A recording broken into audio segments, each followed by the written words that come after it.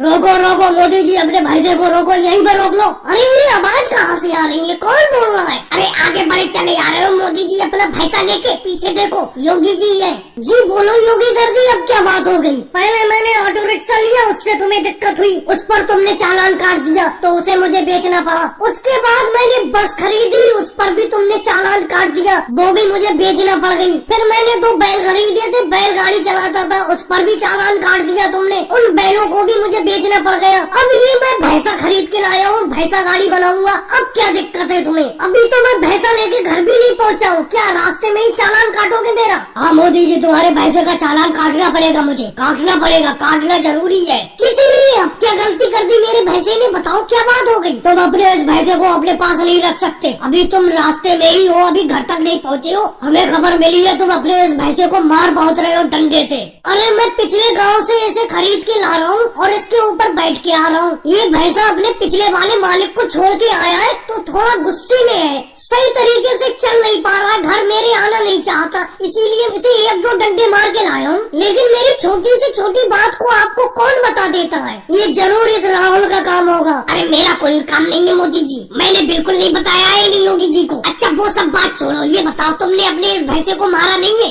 जब ज्यादा भैंसे को मारोगे तो पुलिस तो आई जाएगी। अरे भाई मैं झूठ नहीं बोलूंगा, 1-2 डंडे हल्के हल्के से मारे, क्योंकि ये अपने घर को छोड़कर मेरे घर नहीं आ रहा था। एक बार ये बीच रास्ते में आ गया, अचानक इसने मुड़ के अपने घर की तरफ भाग लगा दी, फिर से मैं लाया, फिर ये भैंसा बिल्कुल मेरे घर पहुंचने वाला था, अचानक मेरे घर से ही इसने भाग लगा दी, फिर अपने पुराने मालिक के पास पहुंच गया। लेकिन इस बार मैं इसके ऊपर बैठ के आया और हाथ में एक डंडा ले लिया, इसी तरीके से अब इसे ला रहा हूँ अपने घर। अरे भाई मोदी जी, जब ये आपके पास भैंसा रुकना ही नहीं चाहता है तो ऐसे क्यों खरीद के लाए हो?